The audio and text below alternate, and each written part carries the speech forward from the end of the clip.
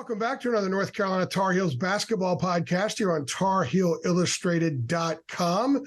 And if you're watching us on our YouTube channel, that is Tar Heel Illustrated. We just hit 14,000 subscribers. So you know Jacob Turner will be on the push for 15,000 next time he does one of these pods. So I figured I might start it for him. I'm THI publisher Andrew Jones, and joining me is our director of basketball recruiting and analyst, longtime college AAU and high school coach, Mr. David Sisk. And before we get into today's business, which is Jae'Lyn Withers committing as a transfer to North Carolina, very quick reminder, you can follow us on Twitter at Heel Illustrated, at Heel, no S in the middle, Illustrated. And make sure you go to our Facebook page. Trey Scott's taken over our Facebook page. We're going to start doing a lot of interactive stuff there as well. And also, you would know all the things going on with Carolina's efforts in the portal or in football recruiting or a bunch of other things. If you were a subscriber, it's just $8.33 a month, and you can be a Tar Heels expert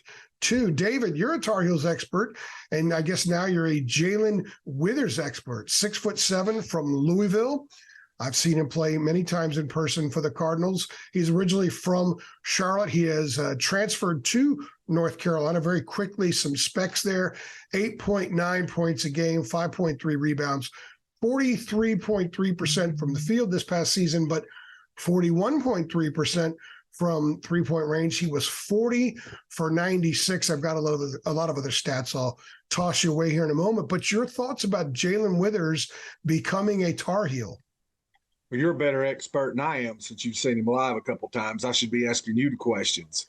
But I think they got what they needed in the stretch four. And I just got off the phone before we went on the air as we were trying to work out some times. I got off the phone with a gentleman named Sean Vinsel, who's originally from the Louisville area, lives in Minneapolis now. And he does a newsletter on the Louisville basketball team. He's very good in analytics, and I'll have all this in the story later on this week. And I wanted to get his input on it because nobody knows the Louisville basketball program there better than he does.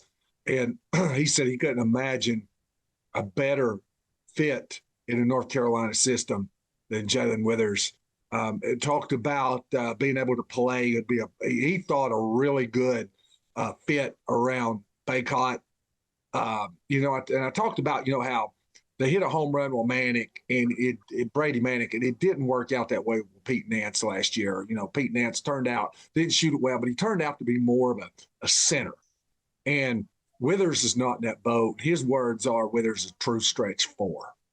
So, and I felt like that's something they needed. We've talked on here, in stories, but especially, inside the message boards, very knowledgeable readers and educated in basketball. And we've had a lot of talk about what they would need at the four. And I know that you've done an article on this in the last couple of days on what the new look North Carolina would look like going to small ball, going with three guards. Well, to me, the three guards had to really revolve around the stretch four. It's going to do you no good to go with a smaller backcourt, a more dynamic backcourt, if you've got a four, can't stretch it. And so then you've got another player in the lane. Baycott's going to kind of be there anyway. So now you've got a mosh pit down there again. So you had to have a guy that stretched. And you've got that guy here. Sean says, he is a true stretch four. So you kind of got that guy. One thing he said, too, was that Louisville, they didn't have a lot to brag about last year, but they were at their best when they went small and really stretched it out and didn't go to the two bigs. And he said, that's when Jae'Lyn Withers was at his best, because he said Jae'Lyn Withers, a good catch and shoot guy. One thing that hurt him at Louisville, they really didn't have guys that could create around him. No. So even though he had good numbers, he couldn't play to his strength. So, feeling like what he gives and what's going to be around him, this is going to be a pretty good marriage between Jae'Lyn Withers and the North Carolina Tar Heels. Yeah, I agree with you. And he's also fits sort of the suit that I was talking about as well, where you don't have to get a stretch four in the mold of Brady. You don't have to go get a 6'10" guy. You can get someone who kind of looks like a three, who's maybe a long three, who can also play four. Because I think Withers is athletic enough to play three in certain situations. He's not super bouncy, but he's athletic. He also is a guy that can play above 6'7" as well. I think that he's really good finisher around the rim. He's a good baseline guy, and he's got a lot of range on his three. And I agree with you last year. He just kind of seemed like they had a couple of dudes I thought were pretty good ball players, but it was such a bad team, such a bad environment, such a bad situation that other than L. Ellis, who did whatever he wanted to do. L. Ellis was the only guy that could put the ball on the floor and get it to him in a catch and shoot situation. So he could play to his strength. Yeah, and the games that Withers was highly productive were the games that Ellis passed more too. I mean, they had games where they were out of it early, and it was and I'm not criticizing Ellis. I think he's a really good player. Someone's going to get a really, really good player there that you put him with some other guys. I think you can win a lot of games with someone like him. But Withers needed other guys on the court to play connected basketball for his game to flourish. They didn't have that very often, which is why I think your guy is correct. He's going to go into a situation at Carolina where they're going to sort of know the order of where the shots are coming from and who's the first option, who's the second option. And at Louisville, the first option had the ball, and there really were no other options after that. It was just chaos a lot of the time. So I think he will fit, and he has 2 years of eligibility left too. I think that's something that's important here because he's not just a rent-a player for a year. 2 years of eligibility. He redshirted his first year in 19, and then he had the COVID year, or I guess it's 20. Then the COVID year in 21, and then 22 and 23. So here's a guy that could play the next 2 years at Carolina, sort of fills something that they need the next 2 years, and be a holdover in case Wiltshire goes pro. Armando obviously will leave. Maybe RJ leaves. So we'll have some maturity there. And a lot of experience will be back, not just for this year, but for next year. He's also a guy that's going to turn 23 in December. So we've talked a lot about getting old. You look at the Final Four, a lot of old in the Final Four, a lot of old advancing in the tournament. So Carolina lost a couple of old players in Leakey and Nance, and now they've replaced them with two old players in Wojcik and in Jae'Lyn Withers. And I think what they both do is if you look at them from the perimeter, they fill something that was missing this past year. And it takes some of the pressure off RJ to hit a lot of the threes. The more guys you can have out there that can hit multiple threes in a game, the better off you are. And he can do this when Leakey couldn't. Leakey had a few games like that, but you can go into every game saying, look, they should get 2 or 3 threes from Jae'Lyn Withers tonight. And you couldn't say that about Leakey. And if you have a guy that can play the baseline to the top of the key like him and give you all that stuff, I think that's huge, David. I think he's going to fit in really nicely with RJ and Armando. Yeah, I agree. And, he's say this too. He's not going to be a guy who's going to create his own shot. No. Now, he can attack bad closeouts if RJ Davis draws his man and kicks, he can attack the closeout. He's well schooled and all that. His fundamentals, give you a shot fake, go by, attack, go by. But as far as just clearing him out and 5 out and say, here, go 1-on-1 ISO against a really good defender, he's not that guy. So, like we said, a good marriage for both, good fit for North Carolina, but the better talent that he's around, the better – talking about Withers, the better he's going to be. So he's got to, and probably a pretty smart pick. If you're him and you say, okay, would I rather go to wherever and be the man, or would I rather go to North Carolina? I don't know that trying to be the man is in his best interest and allows him to do what he does well. So, I think that, he found the right place for him. And if the right fit for you is a blue blood, then congratulations. I'll toss out some stats here in a minute. But, David, one of the things that I saw was an issue during the year, but I'm going to reference this a lot in the pods that we do from now to the start of next season, that for the first time in 20 years, I was home watching the entire NCAA tournament. It's the first time I hadn't covered it in some capacity. So I watched it from the beginning right through the end. And one of the things that I saw among quite a few that I saw from a lot of the successful teams that we didn't see from Carolina last year were really good cutting teams. Connecticut's an incredible cutting team. Miami's a great cutting team. You saw teams that guys use the floor. They use the spacing on the floor, not just to occupy that space, but to find space and move and force defenses to make mistakes. And Jae'Lyn Withers is a really nice cutter. He cuts well. He's a guy that feels the back cut. Like I said, the baseline, if you go look at a lot of his film, you've got lobs, you've got dump downs with him coming from the opposite way, and he finishes around the rim. That's another thing this team did not do very well last year, was finish around the rim. They had a very poor layup shooting percentage, like at 52%, 51.4% or something on the season. So he fits a lot of needs that, quite frankly, if he would have been out there this past year instead of somebody else, then I think they would have been a more effective team. And I also want to say this. People need to disregard the fact that Louisville went 4-24. That was a mess. That was a mess from the start, and it was a mess right up to the finish. There are parts there. There were definitely parts there. In fact, when I wrote my preview before Carolina went up there in January, I said, look, they've got guys that can play, and if they all just kind of synchronize on one night, they could beat a lot of people, but they never really did, maybe for stretches, but that's about it. But he was one of those parts. In fact, after Ellis, his name was the next name I wrote about. So Carolina got a nice pickup here, David. And the cutting aspect of it and the ability to stretch the floor and a guy that could finish it around the rim, those are all things this team desperately lacked last year. I want to go back to what you were talking about disregarding Louisville's record. I covered Vanderbilt and during Bryce Drew's time there. And I did the last year of Stallings, 3 years of Bryce Drew, and the first year of Jerry Stackhouse.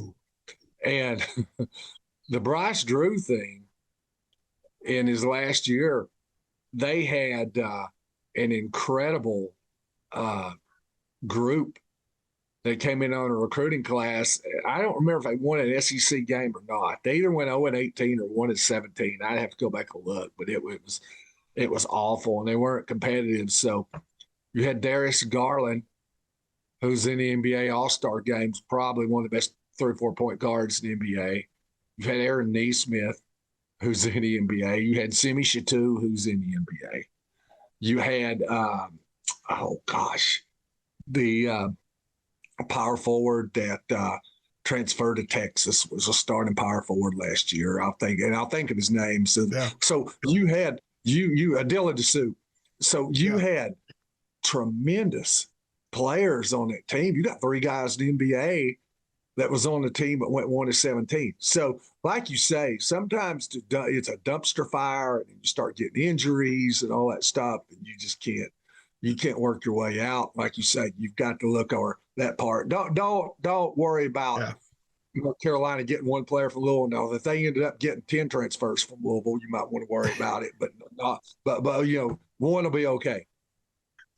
By the way, he 13 times last year he scored 10 or more points. And these, I'm reading these numbers off. I don't know how much they matter. I think they'll show that there was something there. Even in a let me say this fractured season, yeah. Sean told me this. Let me throw this in. We start, and then I'll mute it. Yeah. Sean said the numbers. There was a method to the madness. When they went with 2 bigs and didn't stretch, his numbers weren't as good. Yeah. He said when you look at those numbers where he started getting on a run, it's when they went small ball, and they put him out there on the perimeter and didn't play him down on the block. So. Fire away. Yeah, absolutely. That's why I was saying that I think the numbers, I'm going to read them. We'll talk about them. I think there's something to glean from it, but don't try to glean too much from it because of what David just said and what we're talking about. 13 times he was in double figures. He had 19 against Georgia Tech was his high. He had 18 at Miami. He hit multiple threes, I think, in 12 games. 3 times he had 4 threes in the game. So there was he can get hot. And also, I think what's really important here is when you watch where the threes come from. When Carolina got Pete Nance, one of the things I pointed out was his threes went from wing to wing when you looked at all the Northwestern video, and they were usually after a pick and pop or something. You'll see Jae'Lyn Withers shoot threes from corner to corner a lot from the top of the key. He's got range. A lot of the threes that I saw him attempt and make weren't right at the line. They were a couple feet back from the line. So if you've got a stretch guy who is shooting from 23 feet, it's a little more room for another stretch guy to go defend him and to catch him, especially if you have good movement. And the other thing is that he can move the perimeter and he's going to be a threat at all times. I never got the impression that Pete Nance was a threat on the perimeter unless there was a drive and a kick out and he had time to wind up and attempt the three. Now, Jae'Lyn doesn't have Brady Manic quick release, but he's got a much quicker release than Pete did. He's got a quicker release than Leaky Black did. So I think what you're getting there is a guy who will be able to get a lot of stuff off if they're running that 3-guard stuff or even 2-guard stuff and there's a lot of drive and kick out or just swinging. I think he can get threes on a swing pass. Pete struggled getting threes on a swing pass because the defender was there. So you're going to see some quicker offensive sets or half-court stuff with a guy like him out there than we saw last year. Yeah, and I look forward to see how they're going to use him. And I'll be honest with you, I really look forward to see, as Hubert Davis gets his parts together, what his offense is going to look like and what he wants it to look like. I'd be very interested. And we got a glimpse maybe 2 years ago, but who knows? Maybe it was just a hot streak. And then, last year it just they didn't mesh. So I would like to see a group, if for no other reason, mesh just to see what Hubert Davis wants to do with it. Because I went on a record 2 years ago, so I felt like he was a good offensive coach, and you remember me saying that. Last year they really weren't, but nobody's going to look good if you can't make shots. Yeah. So I really want to see. It looks to me like he wants to identify now in what he needs as a small ball 4. I really would want to see from here on out after Baycott what he wants to do with a 5. We're starting to look at the guards now. Does he want more shooters? Does he want more penetrators? But I'm going to say this in his defense, because I know I'm probably moving the subject around a little bit, but I'm kind of keeping it on what you were talking about there, because we were talking about him in the system. So I want to look at the system. I know Hubert Davis has taken a lot of criticism. He's taken a lot of criticism from me. He's taken a lot of criticism from you. But I want to say this. I've seen coaches keep doing what they did in the past that didn't work and keep doing it and keep doing it and keep doing it, too stubborn to change, and it never changed. Whereas I see Hubert Davis have a bad year and say, look, we're going to recruit over people. We're going to get better players. Yeah. We're going to get different players. And we're not going to do the same thing we did last year. And I'm not going to be stuck with that. So I give him credit, man. He went out a lot. Some coaches won't do it. He went out and made moves. And I really feel like if you're in a blue blood program, I talked about this the last time we were on here. I talked about the Coach K's son-in-law, the discussion he had with me when any of his players who was with the New York Rams went to a blue blood. I said, look, if you go to a blue blood program, get ready to get recruited over. It's going to happen, and don't come home when it does. And I think you're seeing Hubert Davis do that now. He said, hey, last year didn't work. I know the standard here. I'm not going to stick with it. Now, whether it works out or not, we'll see. I'm not guaranteeing anything, but he is making the effort and doing everything he can do to get this thing rectified. Yeah, we've been floating out there for about a month now that there were going to be some changes. One of the first things I heard about was the full self-evaluation. And I think we both said, you and I did a pod like a month ago. We said, look, let's see who he goes after and let's see whose commitments he takes. And that will give us an idea of where he's gone with the self-evaluation. Paxton Wojcik, 6'5". I think he could play 3. He's a shooter, a 2-step dribble, jumper in the lane guy. And now Jae'Lyn Withers, who can play a 3, but also I think is one of those long 3s that can play a 4. That is a 4 as well. That's the kind of guy I was talking about when I said this is the kind of dude they need to go after. So we're seeing that. We're seeing him want to play a little bit smaller, want to be a little bouncy, want to be able to shoot more, shoot quicker. And I also think you're going to see some tempo pick up in defense as well, so they can get out and transition a little bit more. That's the vision he has moving forward. And if it works the way some people think it just might work, a lot of folks that have been dogging Hubert will probably recant, pull away, and say, hey, wow, how about this guy at 51 years of age, 52 years of age, doing a full self-evaluation and changing some things that he thought would have worked or was going to work, but didn't. So coaches do change. We're watching Mac Brown make a lot of changes. He made some tough decisions as well. I use that as an example here and talking to Carolina basketball fans, because you're already seeing a Hall of Famer whose legacy is set, still doing that kind of stuff. And I think Hubert can learn from Mac, and perhaps has. We don't know all the conversations that have gone on, but clearly self-evaluation has been important. And I think we're seeing the result of that here with the portal, David. I agree with that. And one other thing I would say is, we'll talk about some other players later on, but I think you're looking at a deeper team with quality depth. And so one of the changes that he may make is not going with the iron five every time that we've seen the last 2 years.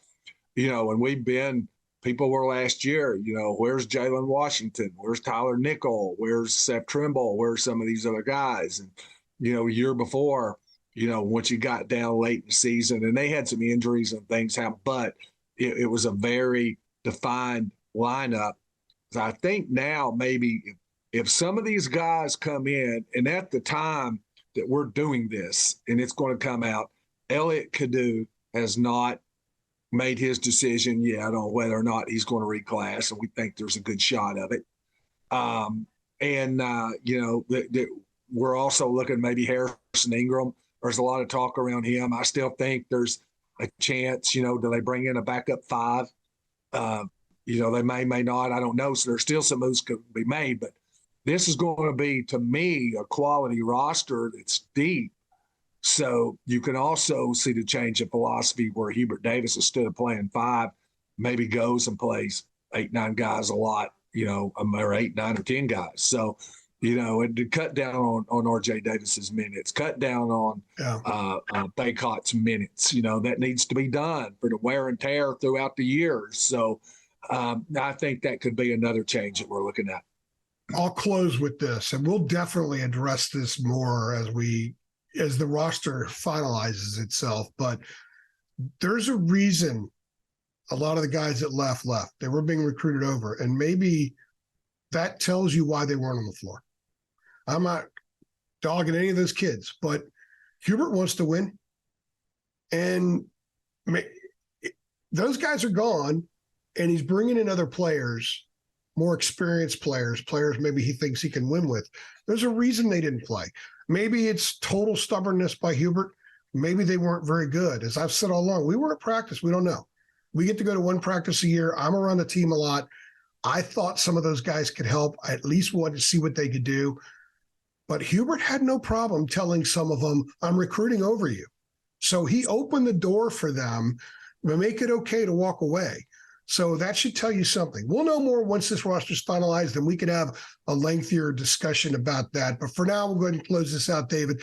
Jae'Lyn Withers, 6'7" from Louisville, the Louisville Cardinals. He has committed to play at North Carolina. He's got 2 years of eligibility left, and we think he's a nice piece that will blend well with Armando Baycott and RJ Davis. He's David Sisk. I'm AJ. Thanks for stopping by.